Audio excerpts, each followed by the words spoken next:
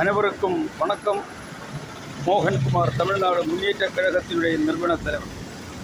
கன்னியாகுமரி மாவட்டம் விளவங்கோடு தாலுகா கொழித்தர நகராட்சிக்குட்பட்ட மார்த்தாண்டம் மேம்பாலத்தின் அடிப்பக்கம் உள்ள 2-3 மரண கிணறுகள். இதான் ஏறக்குறைய விபத்துகள் உருவாக்கிய மரண கிணறுகள். இங்கே இறங்கி நீந்தி குளிக்கலாம், மீன் பிடிக்கலாம், வழுதி விழுதலாம், ஓடி ஓடி விளையாடலாம். கண்டுகொள்ளாத அரசு அதிகாரிகள், மாவட்ட நிர்வாகிகள், தேசிய நெடுஞ்சாலைத்துறை அதிகாரிகள் எத்தனை முறை சவுண்டு கொடுத்தும் குரல் கொடுத்தும் மதிக்காத இவர்களை எப்படி தான் மக்கள் தண்டிக்கப் போகிறது என்பது எனக்கு தெரியாது. நான் தமிழ் பேசினா என்ன, மலையாளம் பேசினா என்ன, ஆனால் ஹிந்தி இங்கிலீஷும் தெரியாது. ஒன்லி மலையாளம், தமிழ். ஆகையால் அனுப்பி வைக்கிறேன். இந்த மார்த்தாண்டம் சாலையில் வாகனங்கள் நீங்கள் ஓட்டி செல்லும் பொழுது ரொம்ப கவனமாக செல்ல வேண்டும். இதுதான் என்னோடய வேண்டுகோள். மக்களை ரொம்ப கவனம். ஆகையால் உங்கள் வாழ்க்கை நம் கையில். ஆகையால் ரொம்ப கவனமாக செல்ல வேண்டும். மழை நீர் தேங்கி கிடக்கும் காரணத்தினால் இந்த பள்ளங்கள் எவ்வளோ பெருசென்று உங்களுக்கு தெரியாது, எவ்வளோ பெரியதாக இருக்கிறது. இடத்தில் விபத்துகள் நடந்த இடம். ரொம்ப கவனமாகவே மெதுவாகவே டூ வீலர்கள் மற்ற வாகனங்கள் ஓட்டி செல்ல வேண்டும் என்பதை குறித்து நான் உங்களுக்கு எச்சரித்துக் கொள்கிறேன். இது 14 கோடி ரூபாய் நாகர்கோவில் இருந்த கலைக்கவளையம் வரைக்கும் போட சரி பண்ணதுக்கு வேண்டி மக்கள் அந்த அரசு ஒதுக்கப்பட்டது. அந்த மக்கள் வரிப்பணம் இப்போ தோல்கீட்டு கேட்டுகள் எல்லாம் ஏறக்குறை 5-7% வரைக்கும் உயர்வு கட்டணை வந்து கொண்டிருக்கிறது. எல்லாத்துக்கும் உயர்வுதான் தவிர மக்கள் வாழ்வாதாரம் கருத்தில் கிடையாது. அரசுக்கு பணம் சம்பாதிக்கணும் என்ற நோக்கம் இல்லாமல் வேறு எதுவும் கிடையாது. அதுக்கு ஒரு வழி ஹெல்மெட்டு பிடிச்சு மக்களுக்கு துரோகம் செய்கிறது. ஹெல்மெட்டு பிடிச்சு அரசுக்கு பணம் சம்பாதிச்சு கொடுக்குறது. இது என்ன நீதி நியாயம்? இப்படி எங்காவது இந்தியா நாட்டில் நடக்குமா?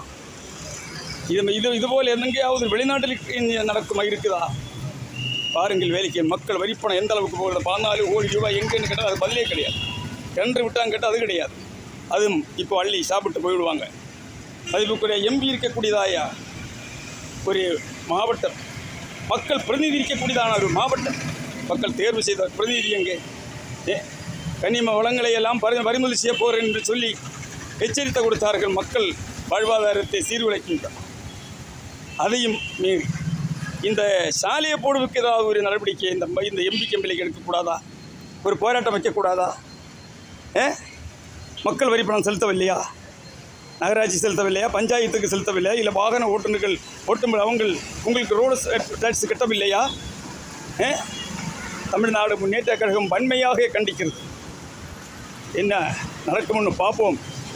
ஒன்றுக்கு சாலை போடுவார்கள். இந்த சாலையை எப்படி போட வேண்டும் என்று கேட்டால், அதாவது இப்போ போட்டிருக்கக்கூடிய பழைய அந்த பாரப்புழைஞ்ச அந்த மெட்டில்கள் எல்லாம் மாற்றம் செய்து மழைநீர் தண்ணீர் அந்த ஓடையில் பாய்ஞ்சி செல்ல வேண்டும்.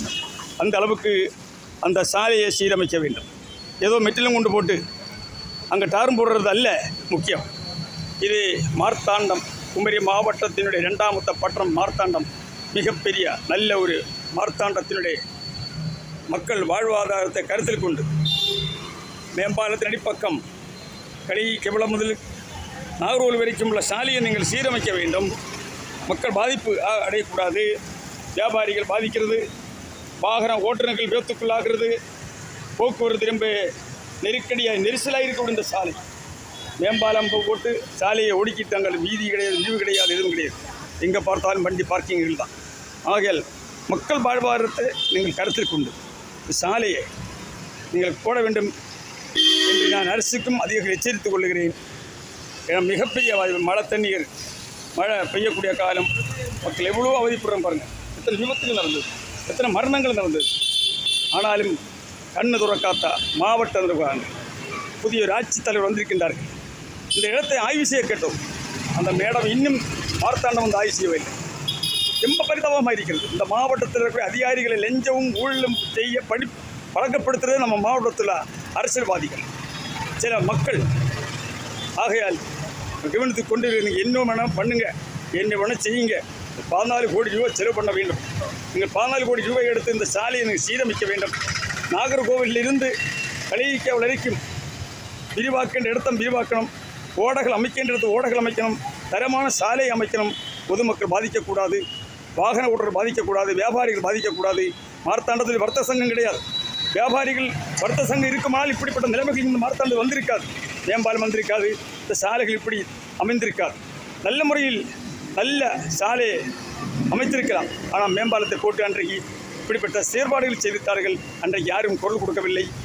இந்த 222 கோடி ரூபாய்க்கு அமைக்கப்பட்ட மேம்பாலம் எவ்வளோ செலவு பண்ணியிருக்காங்க, எவ்வளோ நீக்கி இருப்பு பாக்கி எவ்வளோ இருக்கிறது, இது யாரெல்லாம் மக்கள் வட்டி இருக்காங்க, எதெல்லாம் மக்கள் இதை வாங்கியிருக்காங்க, மக்கள் பிரதிநிதிகள் தொட்ட அரசு கட்சி தலைவர்கள் யாரெல்லாம் அந்த மீதி பணம் எவ்வளோ மக்கள் இருக்கிறது, எவ்வளோ அது முடக்கி இருக்கின்றது குறித்தெல்லாம் நீதி விசாரணை உண்டாக வேண்டும். நீதி விசாரணை வர வேண்டும். லஞ்ச ஒழிப்பு அதிகாரிகள் எல்லாம் செயல்பட வேண்டும். இதான் தமிழ்நாடு முன்னேற்ற கழகத்துடைய கருத்து. நான் சொன்னதில் ஏதாவது தவறுகள் இருந்தால் மன்னிக்கவும். இது மக்களுக்காக குரல், மக்களுக்காக உள்ள பணி. யாரையும் அவதூறு பேசவோ பழி வாங்குவோ நோக்கம் அல்ல. நியாயமான காரியம், நியாயமான ரீதிக்கு நேர்மை, நீதி, நியாயம், தர்மம் மோகன்குமார் இன்றைக்கு போராடி கொண்டிருக்கிறது. அந்த அளவுக்கு இன்றைக்கு மார்த்தண்டம் சீர்குலைந்து போய் கொண்டிருக்கிறது, சீரடைந்திருக்கிறது. 14 கோடி ரூபாய்க்கு மார்த்தண்டம் மார்க்கெட்டு வேலை நடக்கிறது. பாருங்கள், ஒரு வருஷம் தாண்டியாச்சு. அங்கே பாருங்கள் வேலைகள் எப்படி, மக்கள் வாழ்வாதாரம் எப்படின்னு எல்லாம் கொண்டும் நாசமாக்கி மக்களை வாழ விடாமல் நெருக்கடி செய்து விலைவாசி, வரிப்பணம், பஸ் கட்டணம், அதுபோல் மின்சார கட்டணம், இப்போ டோல்கேட்டு உயர் பாருங்கள், டோல்கேட்டு உயர்வு செய்யும் அந்த